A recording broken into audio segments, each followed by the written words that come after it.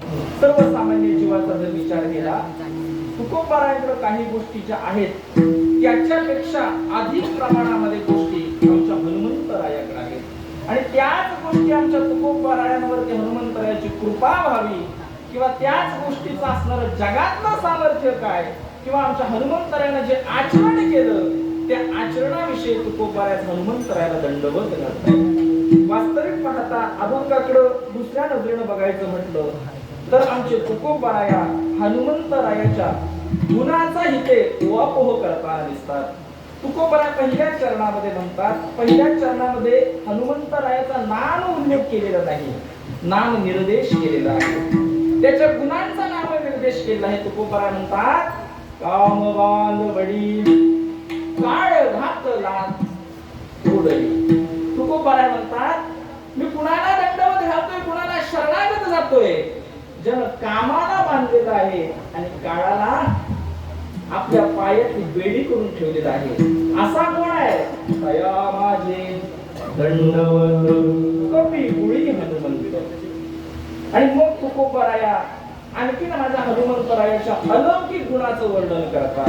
तुकोबाराया तिसऱ्या चरणामध्ये म्हणतात, शरीर वज्रा ऐसे केले किंवा शरीर वज्रा ऐसे कवळी ब्रह्मांड जोडचे.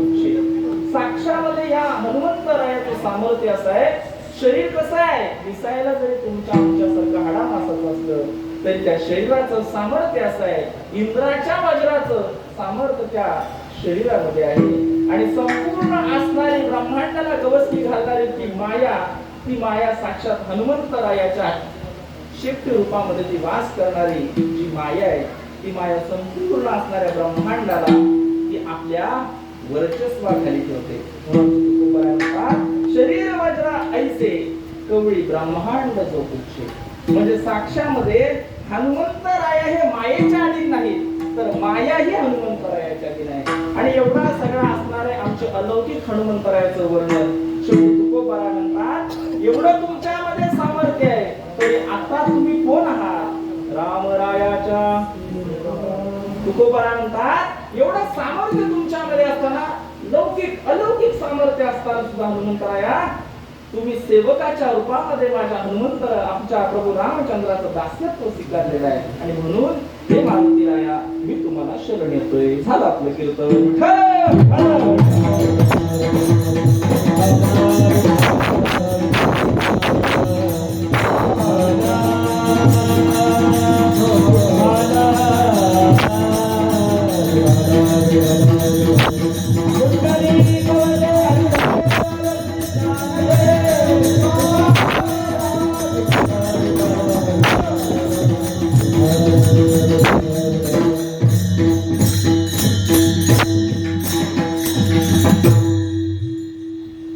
अभंगाच्या चिंतनाकडे वळण्यापूर्वी थोडासा परिहार द्यायचा तो असा, आपल्या गावामध्ये चालत असलेला हा सालाबाद प्रमाणचा अखंड हरिनाम यज्ञ आणि या यज्ञाची सुरुवात या चैत्र त्रयोदशीपासून आमच्या हनुमंतरायाचं प्रागट्य झाल्यानंतर दुसऱ्या दिवशीच्या काल्याने ह्याची सांगता होते.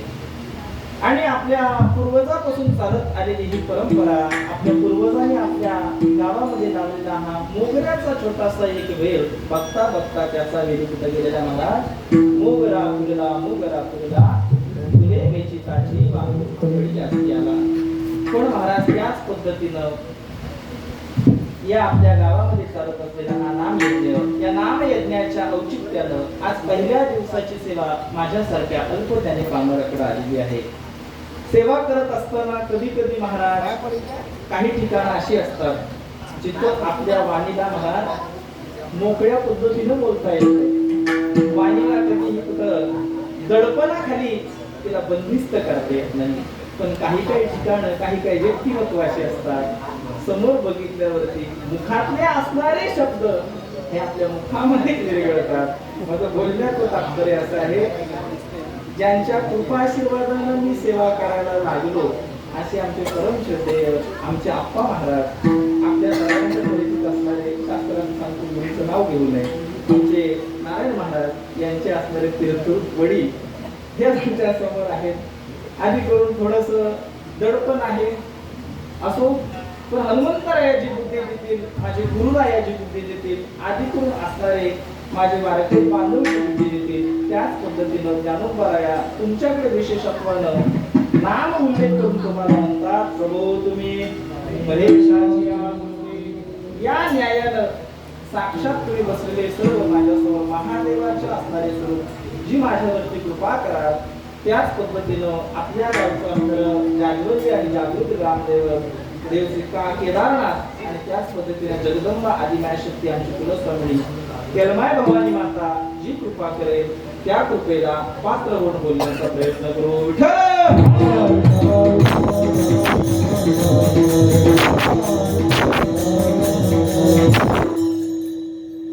अभंगाच्या चिंतनाकडे आपण प्रवेश करतोय.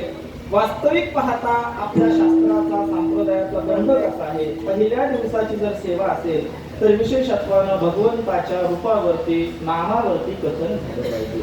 मग आज महाराज भगवंताच्या इथे आपल्याला कुठे नामाचा उल्लेख केलेला दिसत नाहीये, कुठे रूपाचा प्रत्यक्ष उल्लेख केलेला दिसत नाहीये.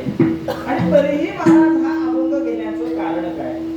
हा अभंग घेण्याचं कारण या करता जर ज्ञानाच्या दृष्टीने या अभंगाकडे बघितलं तर हनुमंतरायाच्या असणाऱ्या 3 रूपाचं वर्णन आपल्याला या अभंगामध्ये पाहायला मिळतं. मग पहिलं वर्णन असं आहे, पहिलं वर्णन जे आहे ते हनुमंतरायाच्या गुणांचं केलेलं वर्णन आहे. मग हनुमंतरायाचे गुण कोणते आहेत महाराज. हनुमंतरायाच्या गुणांचा नामनिर्देश करत असताना तुकोबाराय म्हणतात, ज्याने काळाला काय केलं, काळाला आणि कामाला ज्यानं आपल्या ताब्यामध्ये ठेवलं तो कोण आहे. कया माझे दंडवत. तुकोबाराय ध्रुवपदामध्ये हनुमंतरायाला दंडवत घेतलं आणि इतर असणाऱ्या 3 चरणांमध्ये माझ्या हनुमंतरायाचे विविध रूपान आमचे तुकोबाराय बोलतायत. पहिलं आहे गुणांचं केलेलं वर्णन. त्याच्यानंतर आमचे तुकोबाराया अलौकिक अशा आमच्या हनुमंतरायाच्या सामर्थ्याचं वर्णन करतात. अलौकिक सामर्थ्य म्हणजे काय, जे सर्वसामान्यांच्या बुद्धीच्या पलीकडे आहे त्याला बाबा अलौकिक सामर्थ्य बोलतात. मग आमच्या हनुमंतरायाच्या अलौकिक सामर्थ्याचं रूपाचं वर्णन करत असताना आमचे तुकोबाराय म्हणतात, शरीर वज्राईचे कवडी ब्रह्मांड जो पुटते. आमचे तुकोबाराया हनुमंतराया साक्षात आहे, विश्वाला व्यापक असणारे हनुमंतरायाचं सामर्थ्य आमचे तुकोबाराय कथन करतात. आणि शेवटच्या चरणामध्ये हनुमंतरायाच्या लीनतेच्या रूपाचं दर्शन आमचे तुकोबाराय घडवतात. म्हणून शेवटच्या चरणाच्या उत्तरार्धामध्ये तुकोबाराय हनुमंतरायाची शरणागती पत्करतात. तुकोबाराय म्हणतात, रामाच्या सेवका शरण आलो. वास्तविक पाहता हे हनुमंतरायाचं केलेलं आमच्या तुकोबारायांनी एक यथासांग वर्णन आहे. पण या वर्णनामध्ये आमचं तुकोबाराय हनुमंतरायाकडं का आज हनुमंतरायाला दंडवत घालतायत, का शरणागती स्वीकारतायत, याचा थोडासा आपल्याला विचार करावा लागेल. कारण वास्तविक पाहता हनुमंतरायांचं सामर्थ्य हे संपूर्ण जगाला माहिती आहे. कारण हनुमंतराया सामान्य नाही आहेत. हनुमंतराया कसे आहेत, हनुमंत महाबळी रावणाची जाडी जाडी. हनुमंतरायाचं बळ किती आहे. ज्या रावणानं 33 कोटी देवता बंदीखान्यामध्ये घातल्या होत्या अशा असणाऱ्या रावणाची दाढी जाण्याचं सामर्थ्य माझ्या हनुमंतरायामध्ये आहे. आता ह्याच्यामध्ये लक्षार्थ शब्दार्थ बघू नका, लक्षार्थ बघा. एखाद्या असणाऱ्या जीवाचं भूषण काय असेल तर सर्वसामान्यता माणसाचं पुरुषाचं भूषण हे दाढीने मिशी असतं. आणि रावणाला अहंकार असा होता की 33 कोटी देवता बंदीखानी केलेले आहेत. आमच्या हनुमंतराया ज्यावेळी त्या लंकेमध्ये हनुमंतरायाने प्रवेश केला, हनुमंतरायाला लंका जाळली यात नवल नाही. पण ज्या रावणाचा जो अहंकार होता त्या अहंकाराला हनुमंतरायाने त्या सभेमध्ये जाळलं होतं. हे आमच्या हनुमंतरायाचं सामर्थ्य आहे. आधी करून काच तुकोबाराय हनुमंतरायाला दंडवत घालतात. नमस्कार वेगळा, सलाम वेगळा आणि दंडवत वेगळा. नमस्कार महाराज 2 हाताने घातला जातो तो नमस्कार. खूपच गडबडीत असतो असा करतो त्याला आपण सलाम म्हणतो. पण महाराज दंड म्हणजे एखादी असणारी काठी, काठी जशी जमिनीला संलग्न होऊन पडते त्या पद्धतीनं आपल्या असणारे संपूर्ण शरीर त्याच्या समोर काठीप्रमाणे त्याच्या समोर लीन करावं आणि मग त्याला जो नमस्कार घालतात त्याला महाराज दंडवत बोलतात.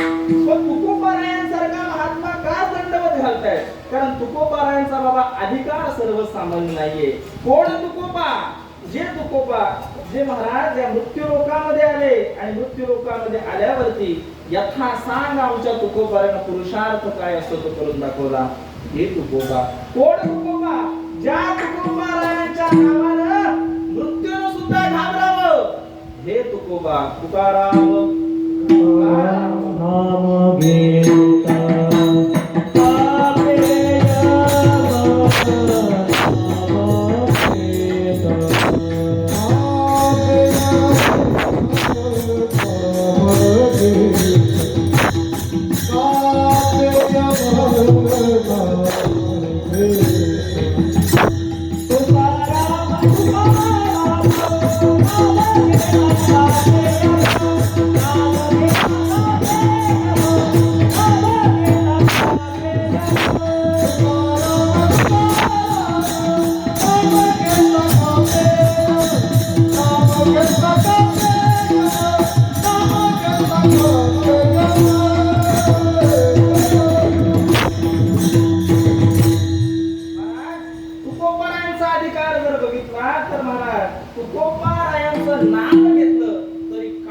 देवता महाराज काय करत होती?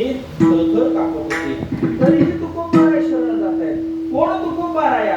ज्या तुकोबारायांचं एवढं परखड विधान की तात्वी त्या काळातल्या असणाऱ्या कर्म पंडितांना सुद्धा कर्मठ असणाऱ्या लोकांना सुद्धा ज्या पद्धतीने उकळत शिसा आपल्या कानामध्ये घालावं या पद्धतीने तुकोबारायांचे खडे बोल तिथल्या असणाऱ्या व्यवस्थेच्या विरोधात तुकोबारायांनी बोलावं. कधी कधी तुकोबाराने देवाला सुद्धा परखडपणे बोलावं. एवढा अधिकार आमच्या तुकोबारायांचा. किती तुकोबारायांची परखड भाषा. तुकोबाराने देवाला सांगावं, देवा अरे आम्हाला तुझा फार भरवसा होता. तुझा भरवसा आम्हा होता पुरुषोत्तमा, पण देवा काय करणार, आम्ही तुझ्यावरती विश्वास ठेवून राहिलो, पण दुर्दैवानं तुला जे वाटतं तेच तू करत असतो. तुकोबाराय म्हणतात मी तुला असं बोलण्याच्या मागचं कारण सांगतो. शिलांगिनीचे सोने त्याचे गहाण ठेवी कोण. तुकोबाराय म्हणतात देवा हे संपूर्ण विश्व तू निर्माण केलं. सर्वसामान्य जनता तुझ्या भक्तीमध्ये वेगवेगळ्या पद्धतीने तुला शरण येत असते आणि शरण आल्यावरती एखाद्याच्या भक्तीची वृत्ती झाल्यावरती मग तू तुझी असणारी काय करतोस, तुझे असणारे फासे भेटायला सुरुवात करतोस. मग काही फास्यांमध्ये काही असणारे जे साधक आहेत ते रिद्धीच्या फास्यामध्ये अडकतात, काही सिद्धीच्या फास्यामध्ये अडकतात, काही तुझ्या कृपेच्या फास्यामध्ये अडकतात, काही तुझ्या वरदानाच्या फास्यामध्ये अडकतात आणि अडकल्यावरती आपल्या असणाऱ्या त्या बुद्धीला महाराज, आपल्या असणाऱ्या त्या भक्तीला त्याच स्तरावरती काय करतात, स्थिर करतात. देवा तू विश्वामध्ये तुझं एवढं सामर्थ्य आहे, तुझा आम्हाला फार भरवसा होता. तुकोबारायची भाषा आहे का, फार भरवसा होता, पण देवा तू आम्हाला मुक्त करण्याकरता फार मोठ्या पद्धतीची परीक्षा आमची बघत असतो, कारण तू दाखवतोच एक आणि करतोच एक. तुकोबारायचे शब्द येतात. तुकोबाराय म्हणतात तुझा भरवसा आम्हा होता पुरुषोत्तमा. तुकोबाराय असं बोलण्याच्या मागचं कारण काय? तुकोबाराय म्हणतात विश्वामध्ये सोनं हा धातू आहे, बरोबर ना. शिलांगिनीचे सोने त्यास गहाण ठेवी कोण. शिलांगिनी म्हणजे महाराज आता सोपं सांगितलं, दसरा आपल्याकडे होतो का, मग दसऱ्याला पण सोनं भेटतं माहिती आहे, बरोबर ना. दसऱ्याला पण सोनं भेटतं. त्या असणाऱ्या आपट्याच्या पानांचं महाराज समजा 1-2 किलो ती आपट्याची पानं काय केली आपण जवळ केल्याबरोबर समजा दुसऱ्या दिवशी एका सोनाराकडे गेलो आणि तो सोनार तुम्हाला ते सोनं म्हणून त्याच्याकडे बघतो, ती आपट्याची पानं म्हणून बघतो, बोलत चला आपट्याची पानं म्हणून बघतो. तुकोबाराय म्हणतात देवा हे अशा पद्धतीने तू आम्हाला फसवतो. शिलांगिनीचे सोने त्यास गहाण ठेवी कोण. देवा अरे आम्ही तुला ज्या पद्धतीने भसतोय ना त्या पद्धतीने तू तुझे वेगवेगळे फासे टाकतोस आणि आम्हाला अडकवतोस. पुढे तुकोबाराय थोडं तिकट म्हणतात नाव आदित्याचे झाड त्याशी काही सावजेड पडेल. तुकोबाराय म्हणतात आदित्य म्हणजे सूर्यफुलाचं झाड आहे. खरंच का सूर्यफूल जर घरामध्ये आणून ठेवलं घरामध्ये प्रकाश पडतो का? बसलेले पडतो का घरामध्ये प्रकाश? नाही. म्हणून तुकोबाराय म्हणतात देवा अरे तुझा आम्हाला फार भरवसा होता, पण दुर्दैवानं तू कसा आहेस, चतुरा तो शिरोमणी लावण्याची खाली. तू सहसा कुणाला भेटणारा नाहीये, तू भेटतोस पण कुणाला, आमच्या संतांना भेटतो. आणि मग आमचे काय करतात संत आहेत ना, हे भक्तीच्या दोरीनं बांधून ठेवतात. धरला पंढरीचा चोर शेपट आहे, पण धरला पंढरीचा चोर महाराज. आणि भक्तीच्या जोरीने आमचे संत बांधत होतात. तुकोबाराया देवाला एवढे परखड बोलणारे, पण हनुमंतराया कोण आहेत? हनुमंतराया त्याच देवाचे असणारे सेवक आहेत. मग त्यांच्याशी बोलताना तुकोबाराया का दंडवत घालतायत? त्यांच्याशी बोलताना आमचे तुकोबाराया का शरणागत करतायत? कारण या करता महाराज हनुमंतरायाच्या केलेल्या कार्यकर्तृत्वाचा थोडासा ओहापोह करणं हा फार गरजेचं आहे. हनुमंतरायाचा जर विचार केला तर कोण हनुमंतराया? ज्या हनुमंतरायाला महाराज एका उड्डाणामध्ये असणारा तो समुद्र लांघला आणि सीता मातेचा शोध घेतला. कोण हनुमंतराया? रामायण घडण्याच्या आधी ज्याने सीता शुद्धी केली ते हनुमंतराया. प्रमाण आहे का काही? प्रमाण आहे.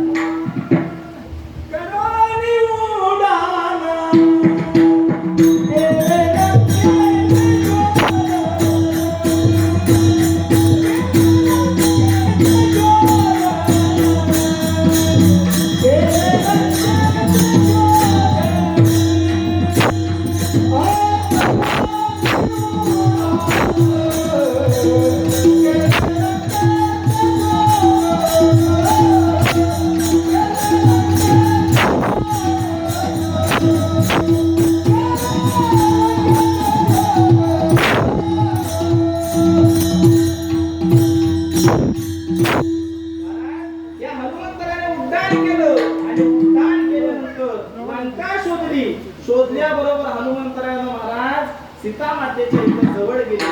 पण जवळ जात असताना हनुमंतरायाचा अधिकार बघा. हनुमंतरायानं महाराज रामायण घडण्याच्या आधी आमच्या सीता मातेची शुद्धी हनुमंतरायाने केली. बाबा बरोबर का? जरा वाक्य जड आहे. केली सीता शुद्धी रामायणाआधी. महाराज कशी सीता शुद्धी केली आहे का? कारण जो जातीवंत भक्त आहे त्या जातीवंत भक्ताची काही लक्षणे वेगळी आहेत. आणि महाराज साप्त्यापुरतं पांढरे कपडे घालणारे, वारी आल्यावरती वेश बदलणारे महाराज बहुरूपी भरपूर आहे. जातीवंताची लक्षणे वेगळी आहेत. मग महाराज सीता माता कोण आहे? सीता माता आमच्या प्रभू रामचंद्रांची तशी बघितलं तर भक्त आहे. पण भक्त असताना सुद्धा सीता मातेच्या काही गोष्टी चुकल्या होत्या. वास्तविक पाहता आता आमचे गुरुवर्य खूप चांगल्या पद्धतीने त्याचा विस्तार करतात. वास्तविक पाहता सीता मातेच्या काय काय गोष्टी चुकल्या होत्या मला यामध्ये जास्त वेळ नाही काढायचा आहे, तरी सांगतो. कधीही नवऱ्याला आदेश देऊ नये. तरी बाबा दिला होता का नाही तिला आदेश? बरोबर. नवरा ज्या दुःखामध्ये आहे ते दुःख सोडून नवऱ्याला त्या दुःखाच्या ऐवजी साथ देण्याच्या ऐवजी आपल्याला सुख मिळण्याकरता एखाद्या गोष्टीची अपेक्षा करू नये. तरी महाराज तिनं केलं का नाही? सीता मातेच्या तशा काय होत्या? बऱ्याचशा अनपेक्षित गोष्टी होत्या. आता महाराज ते मोठ्यांचा विषय, देवधर्माचा विषय जो तो त्याच्या ठिकाणी. पण ऐका माझ्या हनुमंतरायाने सीता शुद्धी कशी केली आहे का? कारण एखाद्याचा परमार्थ, एखाद्याची जर श्रद्धा ही जर खरी असेल तर महाराज ती लोकांतामध्ये कधी त्याची परीक्षा घ्यायची नाही, एकांतामध्ये त्याची कधी परीक्षा घ्यायची. मग महाराज आमच्या हनुमंतराया सीता मातेला भेटण्याकरता, शोध घेण्याकरता लंकेचं उड्डाण, लंकेला महाराज हनुमंतराया पोहोचलेले आहेत.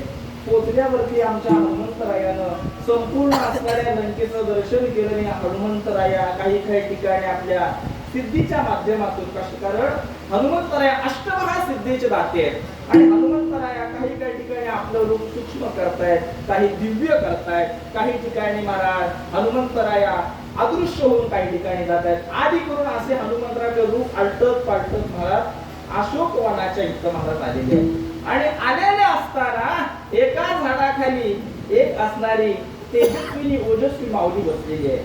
माऊली बसलेली बघितल्यावरती हनुमंतरायाला वाटलं ज्या अर्थी हे तेज आहे त्या अर्थी ही विश्वाची मालकी बनते.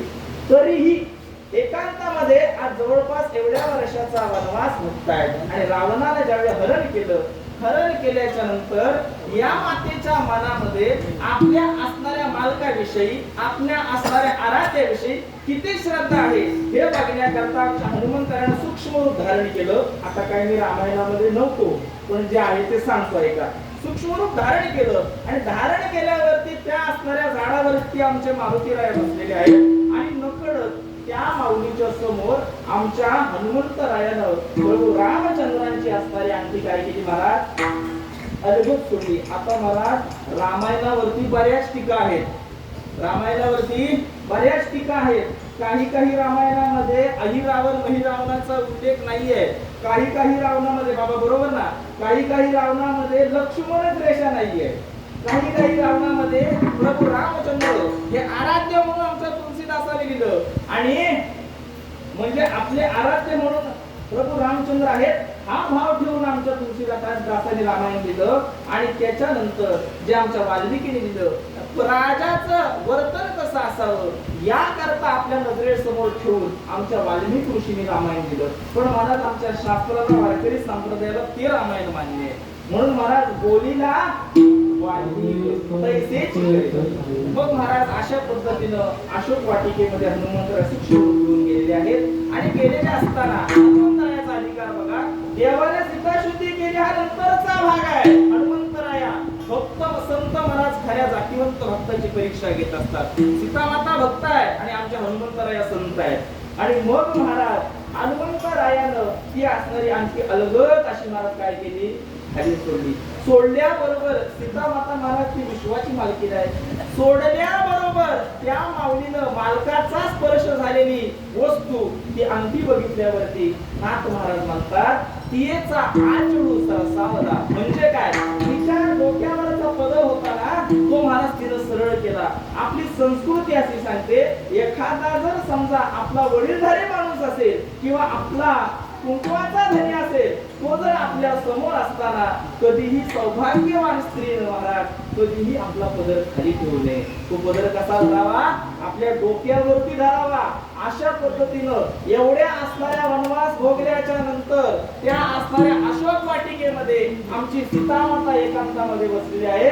हनुमंताने संवाद करण्याच्या आधी खरंच ही त्या पात्रतेची माऊली आहे का नाही हे बघण्याकरता हनुमंतरायाने ती परीक्षा घेतली. आणि परीक्षेमध्ये कधी कधी माणसाचं आचरणच माणसाची गुण दाखवत असतात. सीतामातेने डोक्याचा पदर सरळ केला, यावरती गुण पडली. अशी असणारी पतिव्रता जगामध्ये दुसरी कुठली नाही. म्हणून केली सीता शुद्धी मूळ रामायणाने.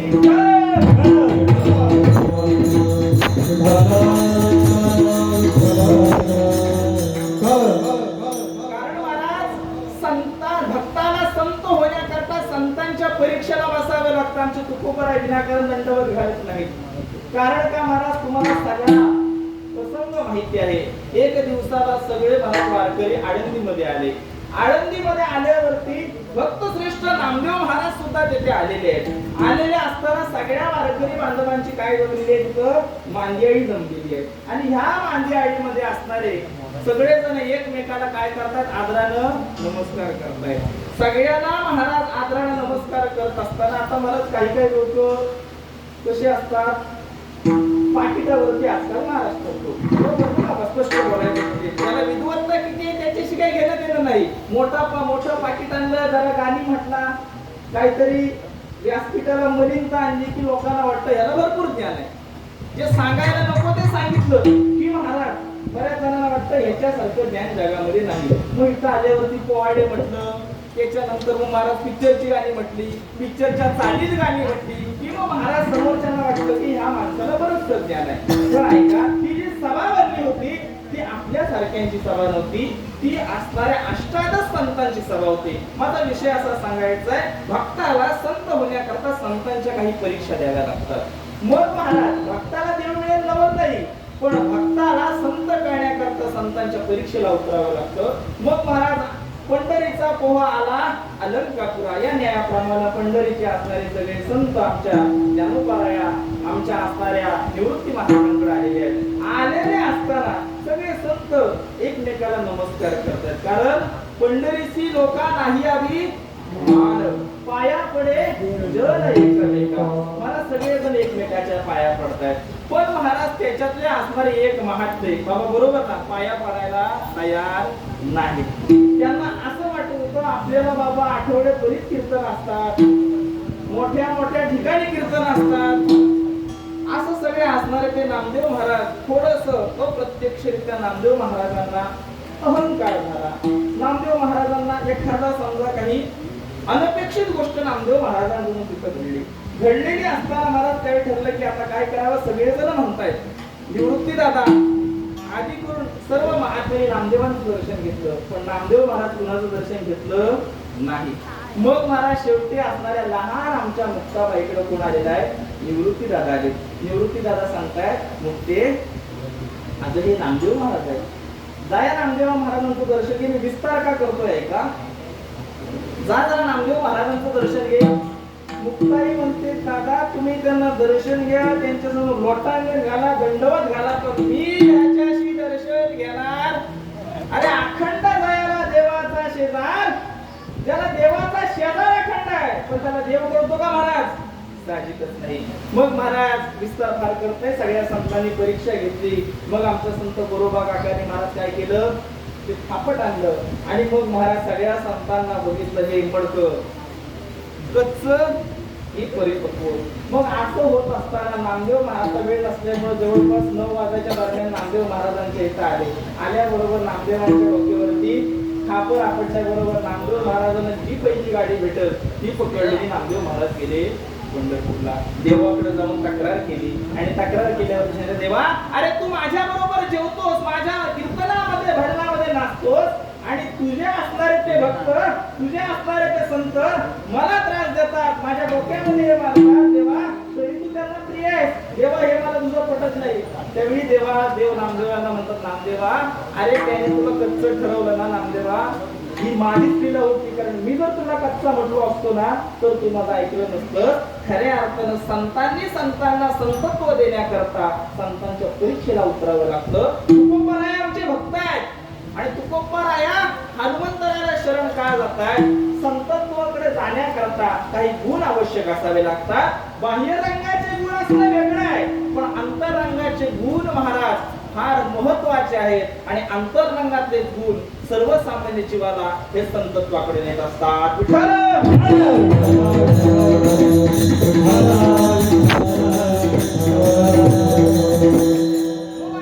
तुकोबाराया विचार केला तर तुकोबाराया कोण आहे, तुकोबाराया हे संत आहेत ना, तुकोबाराया हे भक्त आहेत आणि संतांकडे महाराज प्रार्थना करतायत, संतांना दंडवत घालतायत. कारण महाराज संतांकडे आता जास्त याचा विस्तार करत नाही. संतांकडे आमची देवाच्या बाबतीत आणि संतांच्या बाबतीत बोलण्याची पद्धतच वेगळी आहे. देवाकडे कदाचित आरेतुरीची भाषा होऊ शकते, पण संतांकडे महाराज होऊ शकत नाही. संतांशी नम्रतेनंच बोलावं लागतं. नाथ महाराज म्हणतात संतापासी असावे बहुमर्याद, संतांशी मर्यादा राखूनच बोललं पाहिजे. मग महाराज एखादं प्रमाण महाराज बरीच आहेत, एक सोपं प्रमाण द्यायचं तुमच्या आमच्या पाठातलं. तर महाराज जनाबाई कोण आहे हो, जनाबाई आमच्या नामदेवांची दासी आहे. ही जनाबाई दासी असताना या जनाबाईच्या महाराज देवानं सगळी कामं करावी, कामं करत असताना कांडत असताना देवानं तिच्याबरोबर ओव्या म्हणाव्या. कधी कधी वेणी फणी जनाबाईच्या आमच्या भगवंतानं करावी, एवढा जनाबाईचा अधिकार. पण जनाबाई देवाला कुठल्या भाषेमध्ये कधी कधी काय काय बोलते मला ते इथं सांगण्याच्या दृष्टी शब्द नाहीये, फक्त नाम उल्लेख करतो. बाकीचं तुम्ही सुज्ञ आहात, त्याचा घरगुती फक्त घरी वापर करू नका. जनाबाई काय म्हणते, अरे विठ्या मूळ मायेच्या, आता ह्याच्या जे पुढचं आहे ते तुम्ही घरात जाऊन बघायचं. एवढी तिखट भाषा आमच्या जनाबाईची आहे. जनाबाई कोण आहे महाराज, दासी आहे. दासी कोणाची, नामयाची दासी, म्हणजे नामदेवांची घरात एक दास्यत्व स्वीकारणारी महिला आहे. पण महाराज ती देवाला आरेतुरीची भाषा बोलते.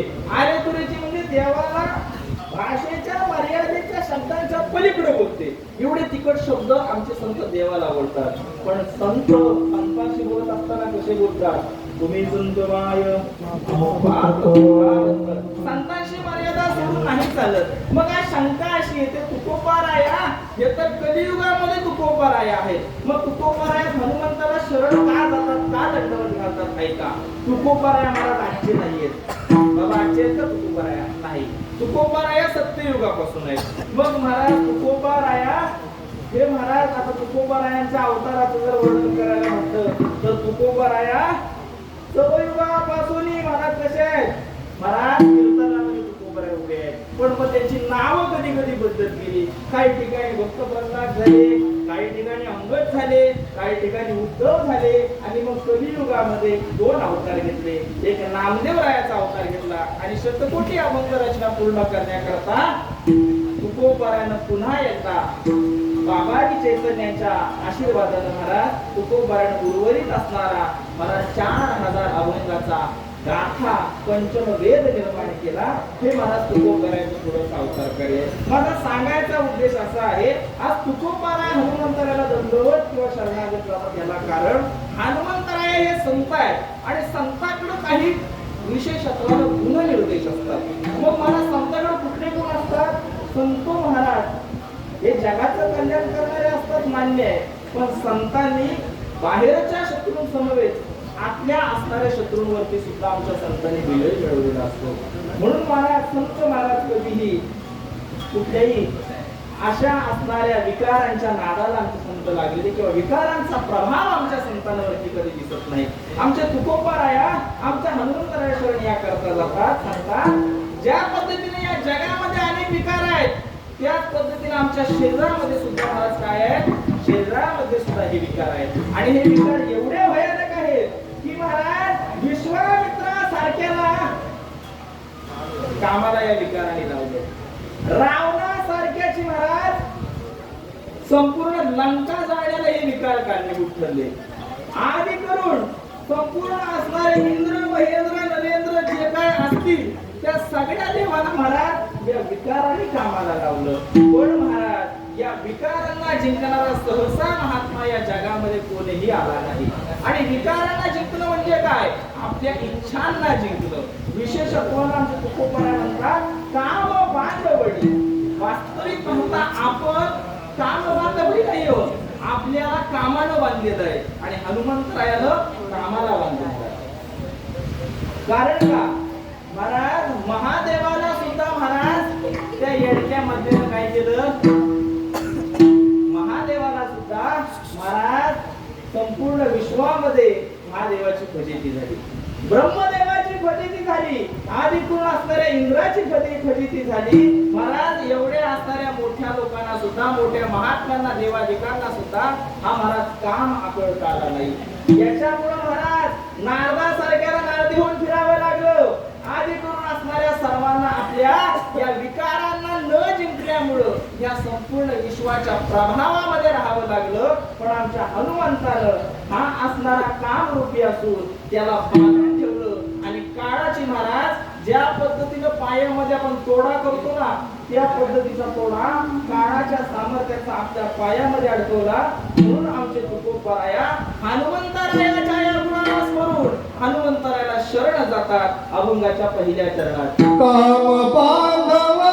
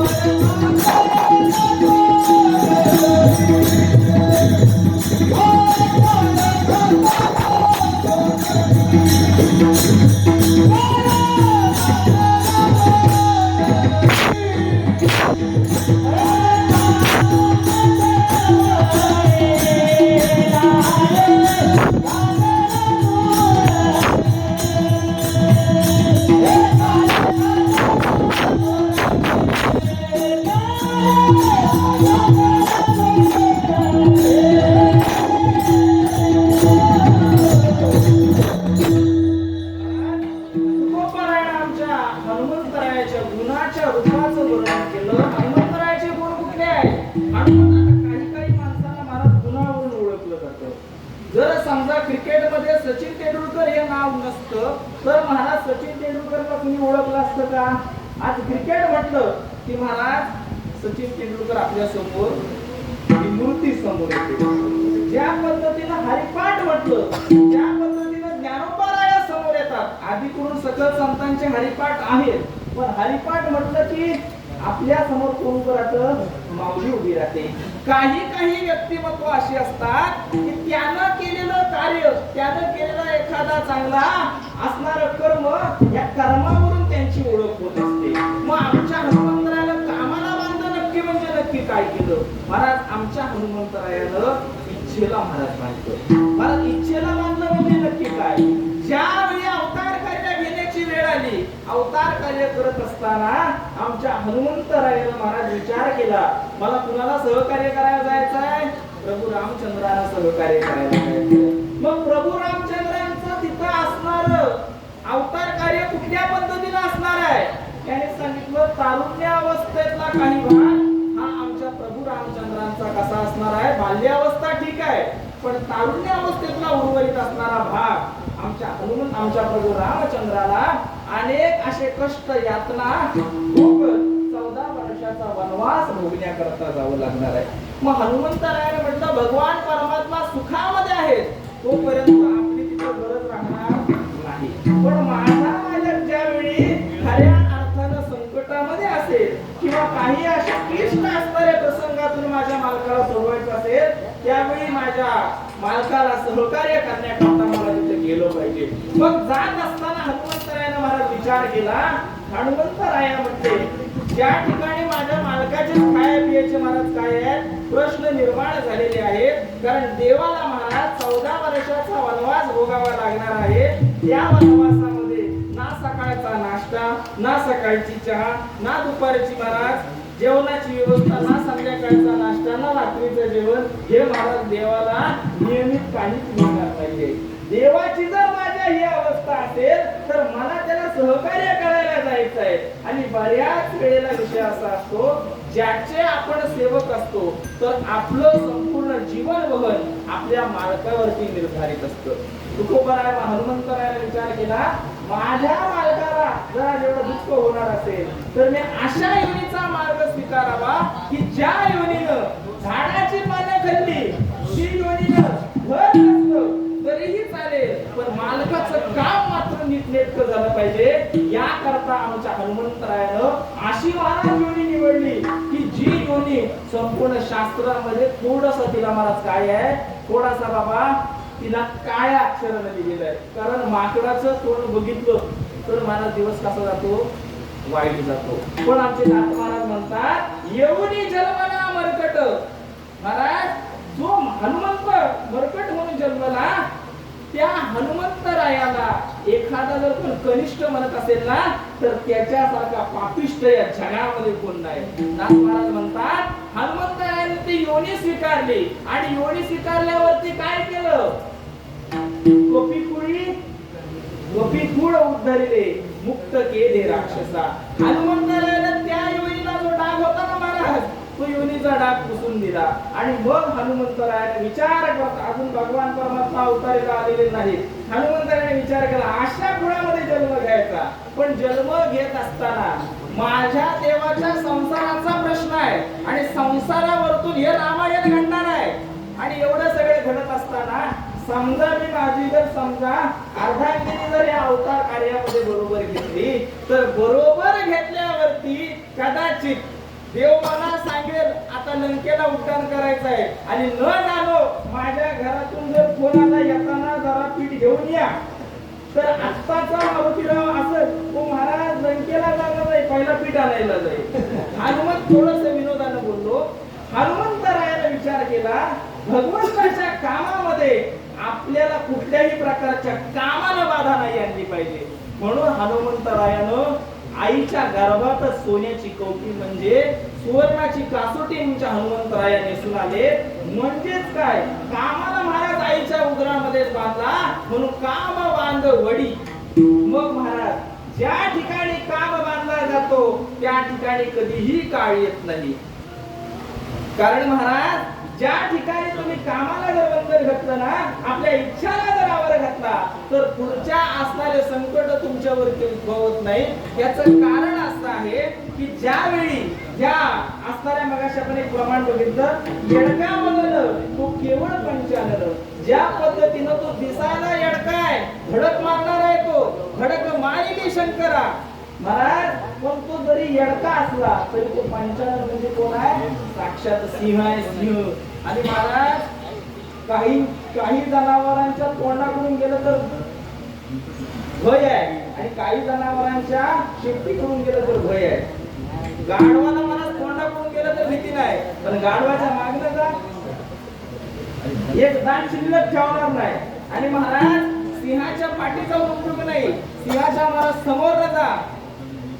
महाराज जेरवणला तर नेण्याची महाराज आपली अवस्था राहणार नाही, एवढं भयानक आहे. हे जर एका देहाला जर एवढा त्रास असेल, तर महाराज हे सिंहरूपी असणारे जे विकार आहेत ना, ते विकार जिंकता आले पाहिजेत. मग महाराज कुणी जिंकले? खेड्या माझी हलव्या शाला न पडे काम व्यसनी रे. ह्या संपूर्ण खेळामध्ये महाराज चौघजणच करले. त्याच्यातला एक महाराज, आता तुम्ही सांगता का मी सांगू? बाबा सांगतीलच. शुकमुनी, त्याच्यानंतर कार्तिक स्वामी, त्याच्यानंतर महाराज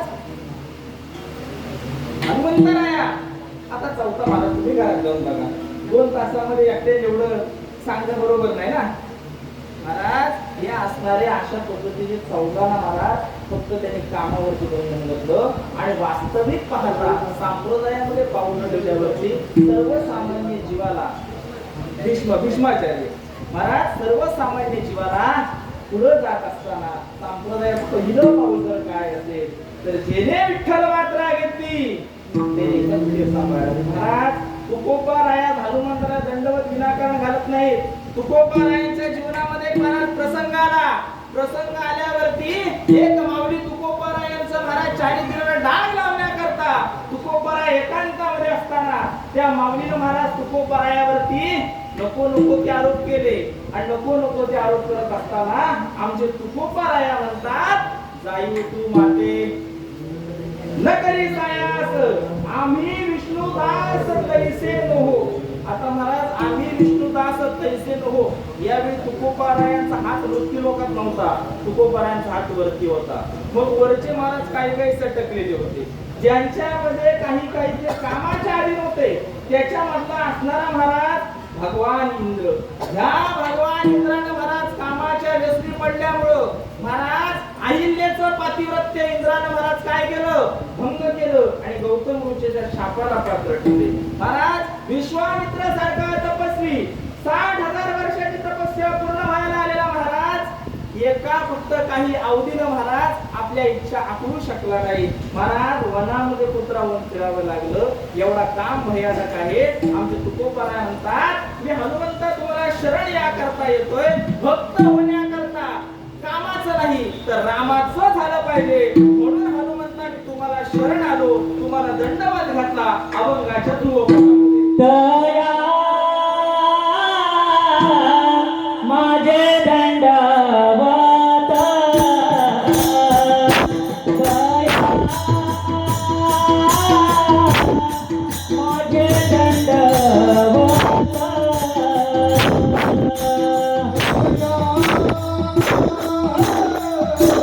माझे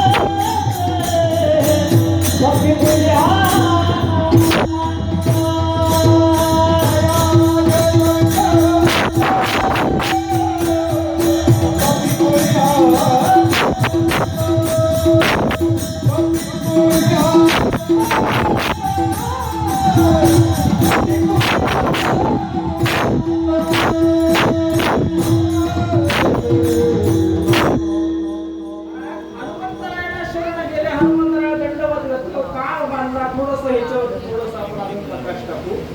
काळ बांधला म्हणजे नक्की काय केलं महाराज? आता कामाचे अर्थ वेगवेगळ्या पद्धतीने आपण घेऊ शकतो, पण इथं आपण इच्छा म्हणजे काय काय?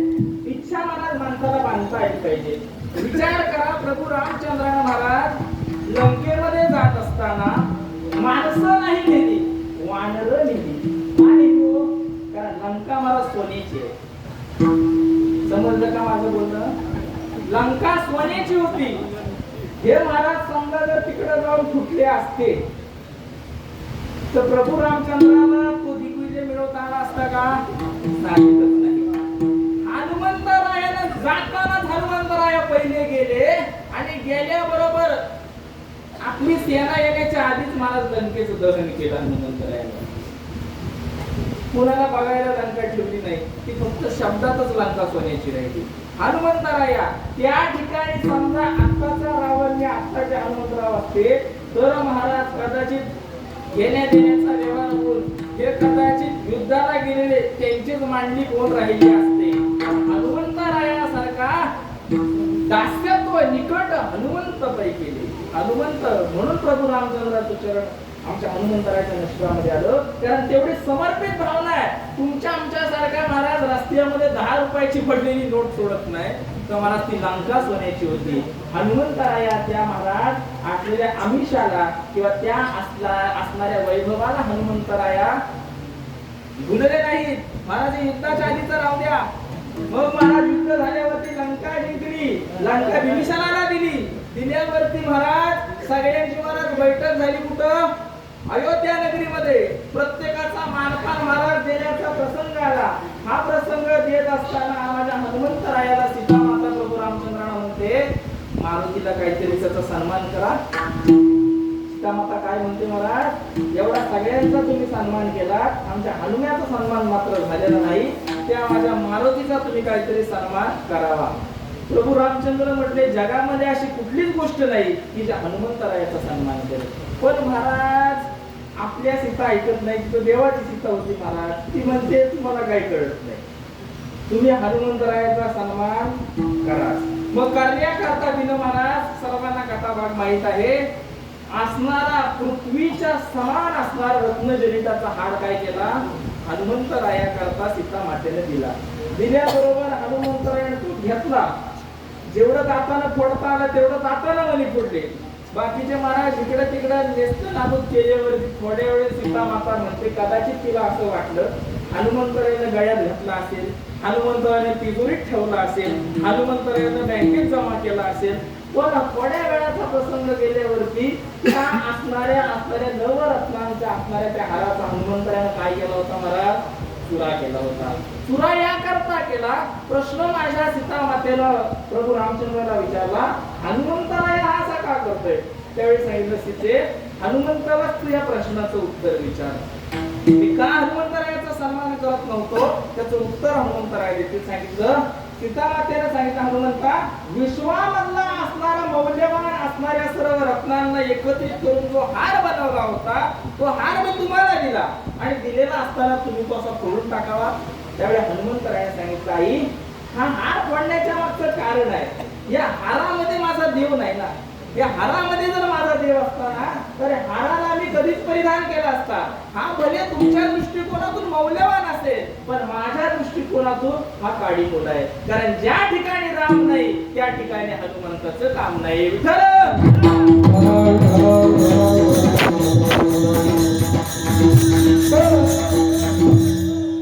काम बांधला हनुमंतराने, हे इच्छेनं महाराज बांधलं. आणि महाराज एक विचार करा, आपण हनुमंतराया संत आहेत, संतांची महाराज आपण जयंती करत नाही, संतांचा पुण्यकाळ असतो, संतांचा पर्व काळ असतो. मग हनुमंतराया हे कोण आहेत? हनुमंतराया संत आहेत. हनुमंतराया संत असताना हनुमंतरायाची जयंती का महाराज करतो आपण? ऐका, जयंती महाराज त्याची महाराज पुण्यकाळ त्याचाच करावा लागतो ज्याला महाराज शरीर सोडलेलं आहे. हनुमंतरायाने शरीर सोडलेलं आहे का महाराज? हनुमंतराने शरीर सोडलेलं नाही, म्हणून हनुमंतरायाची मला जयंती केली. माझा प्रसंग असा सांगायचा आहे, आपण कामाला बांधले ह्याच्यावरती अर्धा एक तास काढला. मग त्या काळाला हनुमंतरायानं कसं महाराज आपल्या पायातली बेडी म्हणजे काय, काळ घातला तो तोडली. याचा अर्थ असा होतो, ज्या गोष्टीला आपण जिंकून आणतो ना महाराज, ते आपण भूषण म्हणून धारण करण्याची सवय आहे. म्हणजे महादेवाच्या गळ्यामध्ये कोण आहे महाराज, महादेवाच्या गळ्यामध्ये नाग आहे. नाग हे महाराज काळाचं प्रतीक आहे, पण महादेवाच्या गळ्यामध्ये ते आभूषण म्हणून महादेव मिळवतात, बरोबर का. मग तसं आमच्या हनुमंतराने सांगितलं, ज्याला कामाला बांधलेला आहे, काळ त्याच्या पायाखाली असतो, म्हणून आमच्या हनुमंतरायानं त्या असणाऱ्या काळाला महाराज आपल्या पायातलं एक प्रकारचं आभूषण, एक प्रकारचा सोप्या भाषेमध्ये लहान मुलांना वाडा करतो ना आपण, त्या पद्धतीचा वाडा आमच्या हनुमंतरायानं त्या काळाचा बनवला. कारण का, हनुमंतरायानं भगवंताच्या भजनाशिवाय दुसरं काहीच केलं नव्हतं. हे सामर्थ्य आमच्या हनुमंतरायाचं आहे. आज तुकोबारायानं हनुमंतरायाच्या गुणाचं वर्णन पहिल्या चरणामध्ये केलं, हनुमंतरायाला दुसऱ्या चरणामध्ये दंडवत घातलं, आणि तिसऱ्या चरणाकडे वाटचाल करत असताना आमचे तुकोबाराया हनुमंतरायाच्या अलौकिक अशा सामर्थ्याचं वर्णन करून सांगतात. काय हनुमंतरायाचं अलौकिक सामर्थ्य आहे.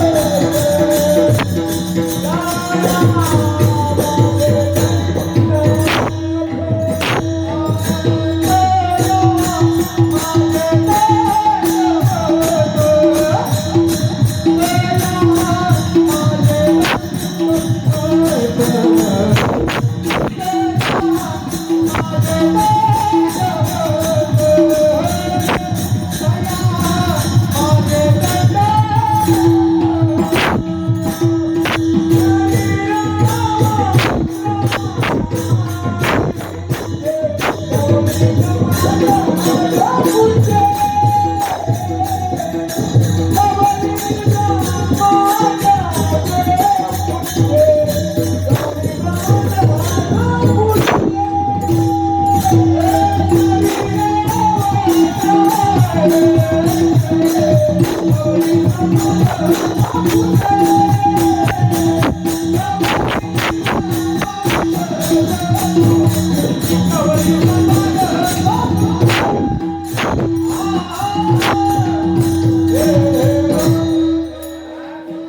हनुमंतरायाच्या आता मला सामर्थ्याचं वर्णन आहे का, सामर्थ्य रूपी असणाऱ्या हनुमंतरायाच्या शक्तीचं वर्णन आहे का, हनुमंतरायाच्या दिव्यत्वाचं वर्णन आहे का. मला तुकोबाराय म्हणतात, पहिल्यांदा हनुमंतरायाच्या अंतरंगातल्या गुणांचं वर्णन केलं. कामाला बांधलं, काळाला महाराज काय केलं, काळाला सुद्धा आपल्या बंधनामध्ये ठेवलं. आता हनुमंतरायाच्या सामर्थ्याचं वर्णन आहे का. हनुमंतरायाचं शरीर कसं आहे, शरीर वज्रा ऐसे. महाराज हे वज्र काय प्रकार आहे, वज्र हा शब्द आहे नक्की काय आहे. हे वज्र आहे महाराज, आपण दोन पद्धतीने आपल्याकडे बघता येईल. ज्याला काम जिंकलाय आणि काळ जिंकलाय ना, त्याच्या शरीराला कोणीही क्षती पोहोचवू शकत नाही. याचं शरीर हे अजरा अमर राहतं. हा एक भाग झाला. आता हे वज्र, आता जी आपल्या पुराणामध्ये आलेली कथा आहे का, वृत्रासुर नावाचा एक दैत्य होता. आणि वृत्रासुर नावाचा दैत्य, आता त्याचा जन्म कसा झाला, इंद्रानं महाराज चुकीच्या त्या वृत्रासुराच्या वडिलांना चुकीच्या आहुती दिल्यामुळं इंद्राला मारणारा ऐवजी इंद्राच्या हातून मारणारा जो मुलगा तयार झाला, तो म्हणजे महाराज वृत्रासुर नावाचा दैत्य. मग महाराज वृत्रासुरापासून देवतांचं रक्षण होण्याकरता देवानं आपली काही अस्त्र एका ऋषीच्या आश्रमामध्ये ठेवली होती. आणि ते अस्त्र चोरीला जाऊ नये, समजा ऋषी तिथे भिक्षा मागण्याकरता किंवा काही कामाकरता समजा बाहेर गेले, तर समजा ती असणारी अस्त्र, असणारी शस्त्र चोरी जाऊ नये म्हणून त्या ऋषीनं त्या संपूर्ण असणाऱ्या अस्त्र शस्त्रांना आपल्या असणाऱ्या योग साधनेनं त्यांचं महाराज द्रवरूपामध्ये रूपांतरित केलं. आणि ती संपूर्ण अस्त्र महाराज काय केली, ग्रहण केली. ग्रहण केल्याबरोबर संपूर्ण असणाऱ्या त्या शरीरामध्ये त्या अस्त्रांचा काय झाला महाराज, वास तयार झाला. एक दिवसाचा प्रसंग कर्मणो गहनो गती. इंद्राला जो मारणारा, इंद्राच्या हातून जो मारणारा वृत्रासुर आहे, त्याची महाराज हळूहळू काल घटिका सरकत चालली. सरकत चालल्याबरोबर आकाशवाणी अशी झाली, त्या वृत्रासुराच्या भयामुळे देवांच्या शक्ती या कुठेतरी लोप पावतील, याकरता देवांची सर्व असणारी अस्त्र शस्त्र ही असणाऱ्या दधीची नावाच्या ऋषीच्या आश्रमामध्ये ठेवलेली होती. आणि त्या ऋषीने आपल्या असणाऱ्या त्या योग बळाच्या माध्यमातून ही संपूर्ण असणारी अस्त्र शस्त्र आपल्या शरीरामध्ये साठवलेली आहे. आता त्या इंद्राला ते अस्त्र तयार करण्याकरता, त्या वृत्रासुरासमोर युद्ध करण्याकरता इंद्राच्या हातामध्ये काय पाहिजे, इंद्राच्या हातामध्ये ते असणारं शस्त्र पाहिजे, अस्त्र पाहिजे. मग महाराज सगळे देवदेवता त्या असणाऱ्या दधीची ऋषींच्या आश्रमाजवळ आले. आश्रमाजवळ आल्यावरती ऋषीने प्रार्थना केली, प्रभू आम्ही तुमच्याकडे जी अस्त्र दिली होती ती अस्त्र आमची आम्हाला काय द्या, परत द्या. ऋषीने सांगितलं, कारण त्या वृत्रासुराला असा महाराज वरदान होतं की तू ना कुठल्या शस्त्रानं मरशील, ना कुठल्या अस्त्रानं मरशील. मग महाराज दधीची ऋषीने विचार केला, ह्याला मारायला आपल्याला दिव्य असणाऱ्या आपल्या शरीरातल्या संपूर्ण असणाऱ्या अस्थिपंजरापासून एक शस्त्र तयार करावं लागेल. मग महाराज कपिला गायीचं पाचारण केलं आणि ऋषी योग मुद्रेमध्ये बसलेले असताना त्या गायीला संपूर्ण अंगाला महाराज त्या गायीनं स्पर्श केला. स्पर्श केल्याबरोबर संपूर्ण महाराज मांसल भाग संपूर्ण आपलं कातडं निघून गेलं आणि फक्त महाराज अस्थिपंजर होता. त्या अस्थिपंजराच्या माध्यमातून वृत्रासुराला मारण्याकरता दिव्य असं एक अस्त्र तयार केलं आणि ते इंद्राला दिलं गेलं. त्या अस्त्रामध्ये असणाऱ्या संपूर्ण असणाऱ्या भव्य दिव्य असणाऱ्या सगळ्या शक्तींचा त्याच्यामध्ये संचार होता. मग कोणत्या शक्ती होत्या, ज्याच्यामध्ये जगदंबेचे असणारे महाराज सगळी अस्त्र त्याच्यामध्ये होती. महादेवाचं त्रिशूळ, भगवान विष्णूंचं असणारं सुदर्शन आदी करून असणाऱ्या अस्त्रांचा त्याच्यामध्ये वास होता. ते महाराज वज्र हातामध्ये घेऊन इंद्रानं महाराज त्या वृत्रासुरावर युद्ध केलं आणि युद्ध केल्याबरोबर त्या असणाऱ्या वज्राच्या माध्यमातून त्या असणाऱ्या वृत्रासुराचा काय झाला महाराज, नाश पावला.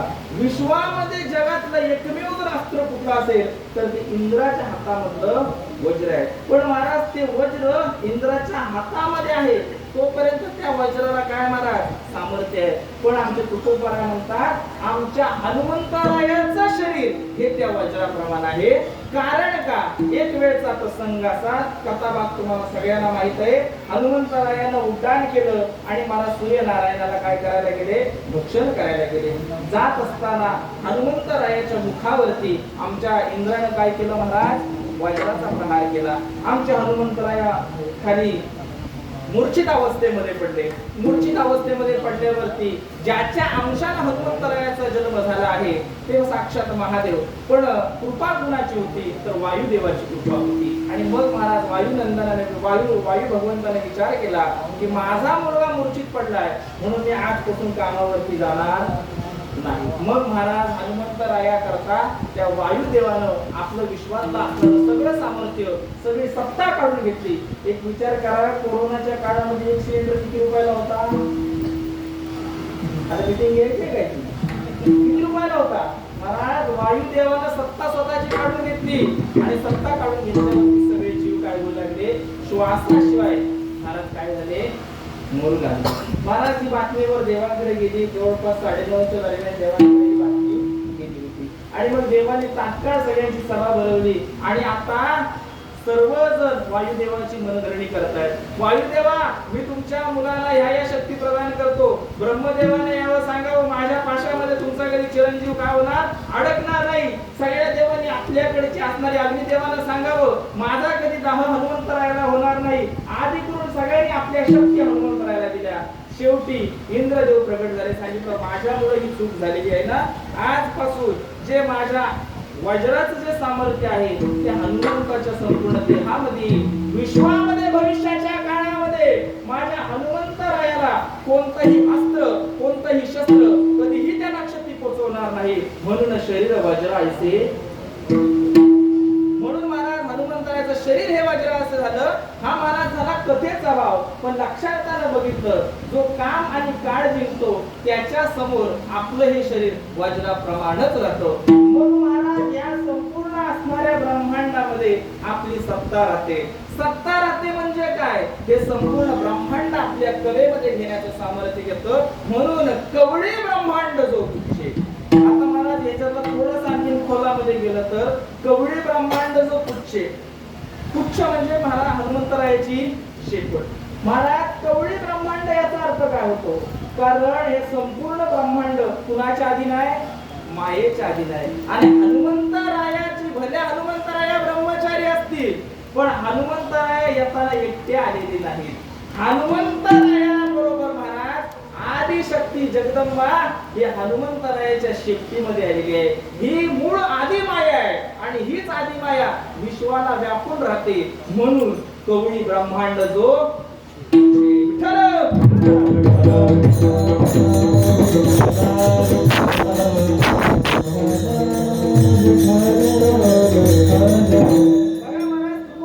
गाथ्यामध्ये जर विचार केला तर प्रत्येकाला उद्देश आहे. काही मागणीचे अभंग आहेत, काही महाराज कान टोचायचे अभंग आहेत, काही अभंग भरभरून कौतुक करणारे आहेत, काही अभंग देवाविषयी थोडासा नाराजी व्यक्त करणारे आहेत, काही अभंग परखड बोलणारे आहेत. पण आमच्या हनुमंतरायाच्या विषयी बोलत असताना तुकोबाराया हनुमंतरायाला एकतर दंडवत तरी घालतात, नाहीतर नमस्कार तरी करतात, नाहीतर शरण तरी जातात. कारण का महाराज, हनुमंतराय आपण अर्ध्या तासापूर्वी या वाक्यावरती होतो. हनुमंतराय संत आहेत आणि तुकोबारायांचे भक्त आहेत. कारण प्रत्येक अवतारामध्ये भगवंताचे 2 पूर्ण अवतार झाले. या 2 पूर्ण, एक पूर्ण आणि परी पूर्ण अवतार, या 2 अवतारामध्ये भगवंताला अनेक प्रकारची संकट आली, अनेक प्रकारचे क्लिष्ट प्रसंग आले. त्या प्रसंगातून बाहेर काढणारा जर सर्वसामान्य असामान्य कोण असेल तर ते संत रूपातले आमचे कोण आहेत, हनुमंतराय महाराज. सर्वसामान्य जीवाला ज्यावेळी दुःख होतं त्यावेळी तुम्ही आम्ही देवळाच्या उंबरठीने देवाच्या महाराज देवाचं दार ठोकवायला जातो. पण ज्यावेळी देव संकटामध्ये येतो त्यावेळी देव आमच्या संतांकडे जात असतो.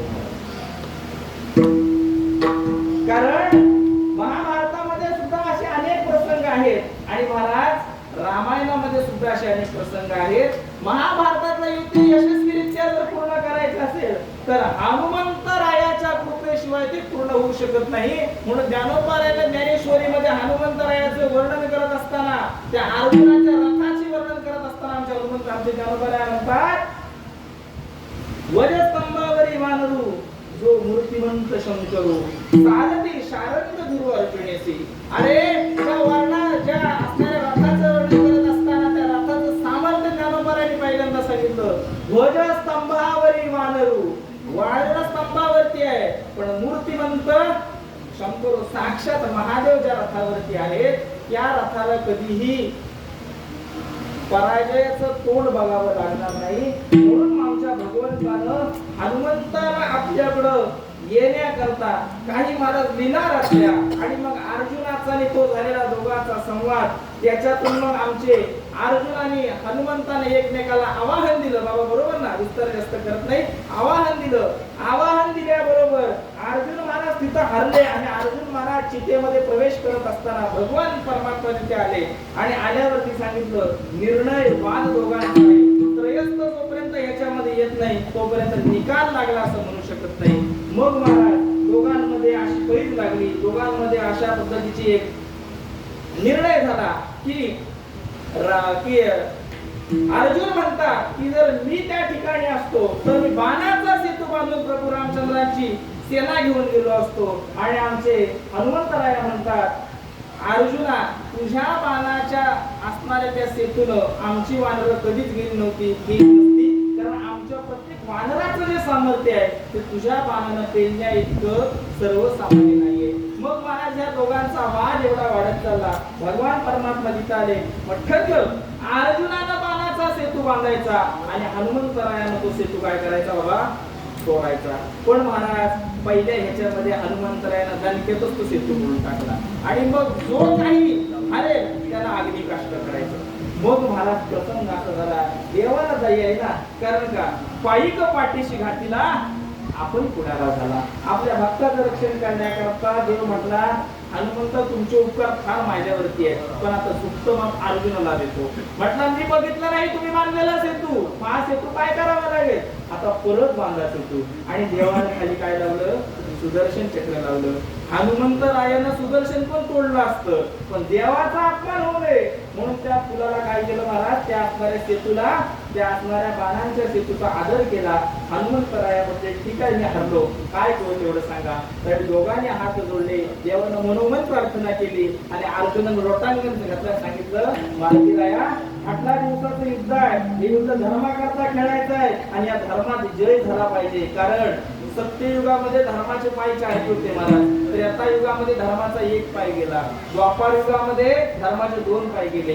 म्हणजे काय, अधर्म खेळणारी माणसं, अधर्माच्या बाजून काही काही धर्माची माणसं होती आणि धर्माच्या बाजून काही काही अधर्माची माणसं होती. महाराज भीष्म पितामह सर्वसामान्य नव्हते. मगाचे जे 4 आपण ब्रह्मचारी बघितले ना, त्याच्यातले एक ब्रह्मचारी भीष्म पितामह, 8 असणारे वसूंपैकी 1 असणारे शापित, आपलं कर्म भोगण्याकरता भीष्म पितामह गंगेच्या उद्राण जन्माला आलेले आहेत. आणि हे आपले भीष्म पितामह एवढं सामर्थ्य, शंतनू आदिचे राजा, तारुण्यामध्ये आपल्या असणारी कालमर्यादा संपली, एका राजाचं प्रेत पेटावं आणि दुसऱ्या मुलाचं प्रेत आणावं. भीष्म पितामहानं म्हणजे त्यांचं खरं नाव देवव्रत, आपल्या डोळ्याला बघितलं, बघितल्यावरती आपला बाण बाहेर काढला आणि बाण काढल्यावरती सूर्यनारायणाला आपल्या बाणाच्या समोर धरलं. कोण, भीष्म पितामह. आणि भीष्म पितामहाला सांगितलं, आत्ताच्या आत्ता तुमच्या असणाऱ्या यम नावाच्या मुलग्याला आमच्या कुळातला जर एखादा जीव, एखादा जर योद्धा, एखादा जर असणारा पुरुष जर त्यानं त्याच्यावरती दृष्टी टाकली तर सूर्यनारायणाने तुम्हाला समाप्त करून टाकील. हे सामर्थ्य भीष्म पितामहांचं होतं महाराज. आणि मग त्याच्यानंतर भीष्म पितामह हा प्रसन्न झाल्यावरती आपल्या वडिलांकडून आशीर्वाद घेतला, जोपर्यंत या गादीवरती धर्माचं युद्ध बघत नाही तोपर्यंत प्राण ठेवणार नाही. असे असणारे सामर्थ्यवान भीष्म पितामह कुणाच्या बाजून लढायला होते, दुर्योधनाच्या बाजून लढायला होते. त्याच्यानंतर द्रोणाचार्यासारखे गुरु, ज्यांना महाराज संपूर्ण विश्वामध्ये एवढं द्रोणाचार्यांनी एवढं सामर्थ्य कुणाकडे नव्हतं महाराज. या द्रोणाचार्यांना जर समजा क्षणामध्ये खोटं सांगितलं नाही आणि त्यांच्या हातातलं जोपर्यंत शस्त्र बाजूला जात नाही तोपर्यंत त्यामुळं देवाला सुद्धा मला फार अवघड होतं. म्हणून फक्त सांगितलं नरो वा कुंजरो, हत्ती मेला की नर मेला सांगायचं नाही, फक्त अश्वत्थामा मेला हे बोलल्याबरोबर द्रोणाचार्य खाली बसतील आणि मग तिथल्या असणाऱ्या त्या योद्ध्याने पहिलं जाऊन द्रोणाचार्याचं शिड धडा वेगळं करा आणि नंतर त्यांच्या देहाचे तुकडे करा. तोपर्यंत महाराज द्रोणाचार्य मरण इतकं सोपं नव्हतं. आणि महाराज द्रोणाचार्य काही ठिकाणी असा उल्लेख आहे, द्रोणाचार्याने महाराज देह तिथं ठेवला आणि आत्मरूपाने यमाशी जाऊन बोलत असताना इकडं त्या असणाऱ्या देहाचे तुकडे केले गेले, म्हणून पुन्हा एकदा त्यांना तो देह धारण करता आला नाही. पण असो, एवढे सामर्थ्यवान द्रोणाचार्य. आणखीन कोण होता धर्माच्या बाजून? आणखीन बाजूला होता महाराज कर्ण, जो साक्षात कोण आहे? साक्षात सूर्यनारायणाचा पुत्र आहे. महाराज सूर्यनारायणाचा हा असणारा पुत्र, एक असणारा एवढा सामर्थ्यवान हा महाराज कधीपासून येतोय माहितीये का? हा असणारा सूर्यनारायणाचा पुत्र हा महाराज अनेक वर्षापासून, अनेक युगापासून अर्जुना बरोबर भगवान परमात्म्या बरोबर युद्ध करायला येतोय. कधीपासूनचा महाराजांचं युद्ध आहे. भगवंतानं नर नारायण अवतार घेतला. सहस्त्र कवच नावाचा असुर, या असुराला सूर्य भगवंताचं वरदान होतं आणि हा असणारा सहस्त्र कवच नावाचा असणारा असुर याला मारण्याकरता नियम असा होता, याकरता दोघं जण पाहिजेत, एक पाहिजे नर आणि एक पाहिजे नारायण. आणि विषय असा होता, ज्यावेळी नारायण युद्ध करेल त्यावेळी नराला साधना करायची आणि नारायणाला ते बळ द्यावं. ज्यावेळी नर युद्ध करायला जाईल त्यावेळी नारायणाला साधना करायची, नराला बळ द्यावं. महाराज असं खेळत खेळत 9999 महाराज काय झाली, 999 कवच त्याची तुटून गेली आणि शेवटचं जे कवच होतं ते कवच हे तोडण्याकरता या मृत्यू लोकांमध्ये कुरुक्षेत्रावरती सूर्यनारायणाच्या मुलग्याच्या रूपामध्ये कर्णानं महाराज अवतार कार्य केलं. आणि कर्णाला अवतार कार्य केल्यावरती समोर युद्धाला कोण आहे? नराच्या रूपामध्ये अर्जुन आहे आणि नारायणाच्या रूपामध्ये भगवान परमात्मा आहे. सांगायचा उद्देश असा आहे की त्या ठिकाणी काही एवढे कठीण प्रसंग होते की त्या कठीण प्रसंगांना सुद्धा भगवंताला तोंड देणं थोडं जड होतं. त्यावेळी कास धरावी लागली ते हनुमंतरायासारख्या संतांची. त्याच्यामुळं असणारं महाभारताचं युद्ध यशस्वी झालं. याच पद्धतीनं ज्या वेळी संकटामध्ये प्रभू रामचंद्र त्यावेळी आमच्या हनुमंतरायानं पाला खाऊन महाराज माझ्या हनुमंतरायानं भजन केलं, पण कधीही तक्रार केली नाही.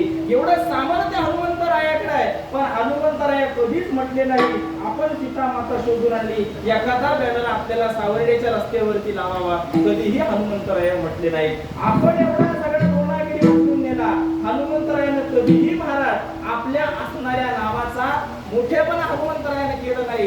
हनुमंतराय तुम्ही कसं काय केलं? हनुमंतरायाने सांगायचं ज्यानं केलं तो माझा राम आणि त्या रामाचा मी सेवक. एवढी लीनता ही फक्त संतांमध्ये असते. म्हणून आमचे तुकोबराया हनुमंतरायाला त्याच्या मूळ पदानं त्याच्या असणाऱ्या कर्मरूपाने त्याच्या जीवनामध्ये जे कर्म प्राप्त झालं, दास्यत्व स्वीकारलं, त्या असणाऱ्या दास्यत्व रूपाला नमस्कार करतात आणि शरण जातात. अभंगाचं शेवटचं राम रायाच्या सेवका, राम रायाच्या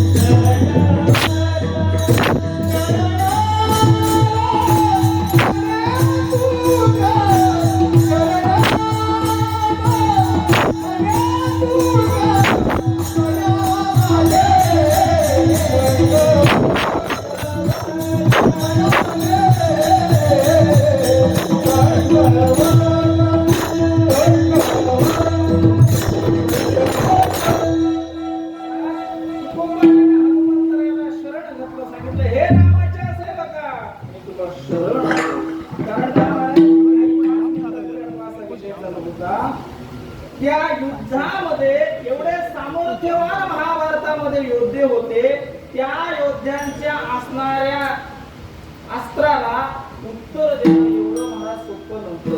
हे सोपं करण्याकरता, तो रथ सुरक्षित करण्याकरता आमच्या हनुमंताला वरती बसावं लागलं आणि त्याच्या कृपेच्या बळानं महाराज मग असणाऱ्या भीष्माचार्यांच्या, असणाऱ्या द्रोणाचार्यांच्या, असणाऱ्या आधी करून समोरून येणाऱ्या कौरवांच्या करवी जे युद्ध करणारे योद्धे होते त्यांच्या सर्व शक्ती, अस्त्रशक्ती रथावरती खेळत होत्या.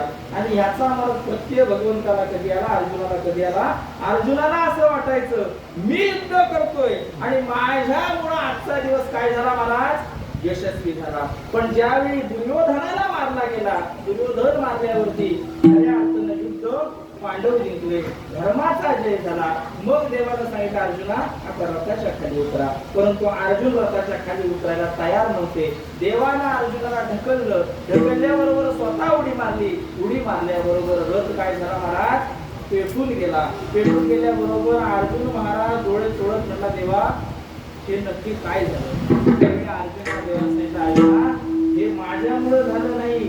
ऐक, गेले 18 दिवस ज्या वानरामुळे आपण वाचलो ना, त्या वानरानं आता आपली सत्ता काढून घेतली आणि सत्ता काढून घेतल्याबरोबर त्याच्यामुळे जी आलेली अस्त्रशस्त्र होती ती सगळ्या अस्त्रशस्त्रांनी आघात केला. अर्जुना ह्या असणाऱ्या रथामध्ये जर अद्यापही कुणी मी बसलो असतो तर आपल्या दोघांची सुद्धा राख झाली असती. पण खऱ्या अर्थानं आपल्याला वाचवलं तर कुणी वाचवलं असेल, हनुमंतरायाला वाचवलं. मगाशी बोलताना त्या सहस्त्र कवच नावाच्या राजाचा महाराज आपण उल्लेख केला. ज्ञानोबाराय पण त्याचा उल्लेख करतात, पण त्या ठिकाणी सहस्त्र कवच म्हणून नाही, त्याचं शास्त्रामध्ये निवांत कवच म्हणून नाव आहे.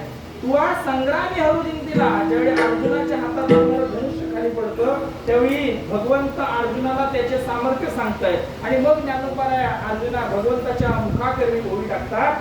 तुवा संग्रामी हरुदिंतीला निवांत कवचाचा ठाव भेटला, गंधर्वासी गेला पवाड तुवा. हे अर्जुना युद्धामध्ये तू महादेवाला जिंकलेला आहेस, निवांत कवच सारख्या असुराला तू मारलेला आहेस आणि गंधर्वाला तू चित्ररथ नावाच्या गंधर्वाला तू हरवलेला आहेस. एवढा सामर्थ्यवान असणारा माझा विषय असा होता की एवढे असणारे महाराज अर्जुन हे अर्जुन पण अर्जुनाला ज्यावेळी संकट आलं, अर्जुनाबरोबर देव धावून जायचे, पण देवाला संकट आल्यावरती हनुमंतरायाने त्यांच्या संकटामध्ये येऊन, कारण हनुमंतरायाचं नावच आहे महाराज संकट मोचन.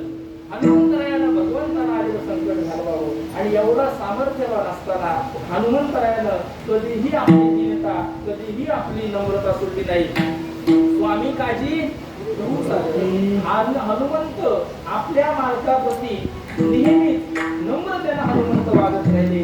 कारण का संप्रदायामध्ये पाऊल टाकत असताना काम आखडावं लागतं, त्याच्यानंतर आपल्या इंद्रियांवरती नियंत्रण ठेवावं लागतं आणि एवढं सगळं ठेवल्यावरती परमार्थातली पहिली पायरी नम्र झाला होता.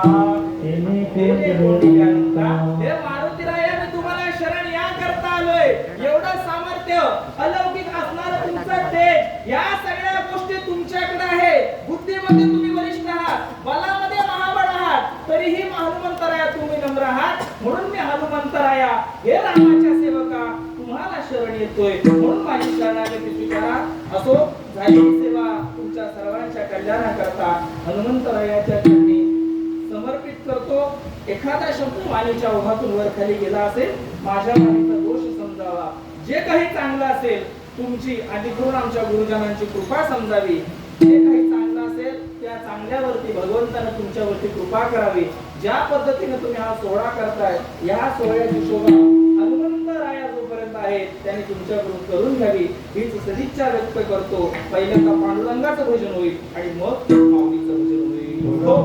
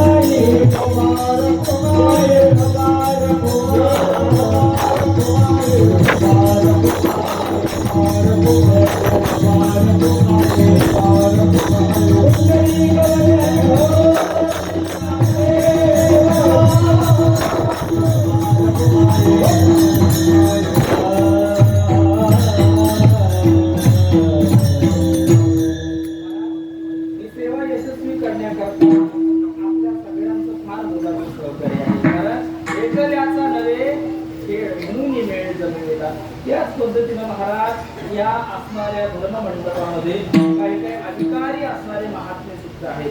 काही काही उभे असणारे आमचे सावंत महाराज असतील, बसलेले आमचे पवार महोदय असतील, आदी करून असणारे ही माणसं महाराज कशी आहेत?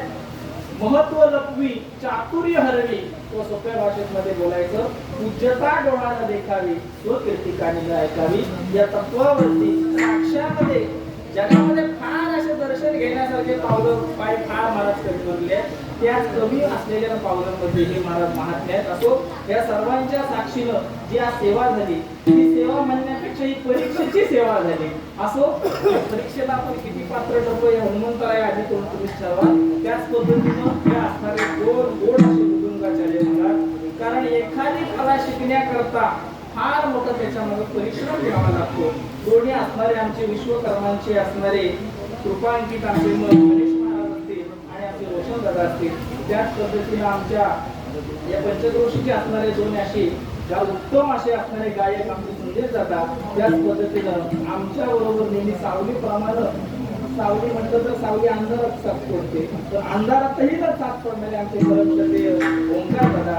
त्याच पद्धतीनं या कार्यक्रमात आलेले आमचे गुरुस्थानी असणारे वाईट महाराज आदी कोण असणारे या पंचक्रोशी मान्यवर मंडळी, आमच्या कीर्तन सेवेला नेहमी सहकार्य करणारे, आवर्जून उपस्थित असणारे, कदाचित आमचे जे तसे चोपदारच आहेत आमचे परमश्रद्धेय मोहिरे महाराज, त्याच पद्धतीनं आमचे मनसर महाराज असतील, सगळ्यांची नावं घेतली असं समजा.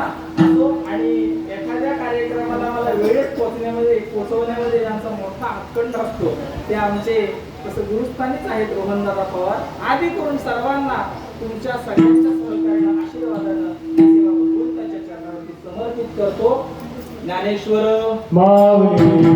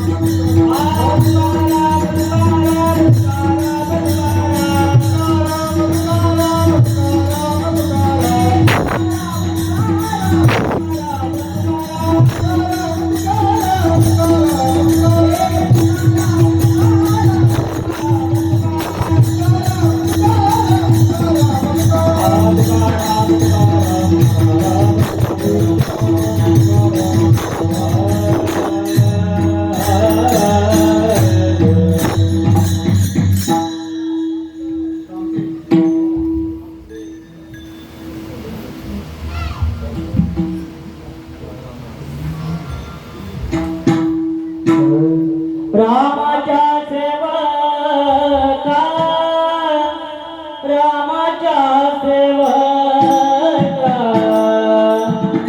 रामाच्या सेवका रामाच्या सेवका रामाच्या सेवका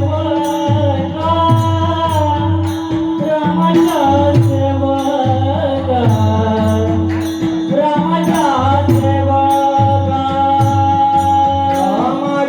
सेवका रामाच्या सेवका रामाच्या सेवका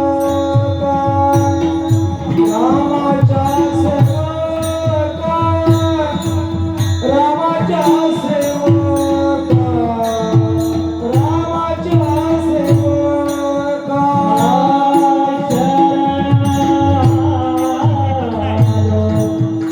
हरे तुका शरण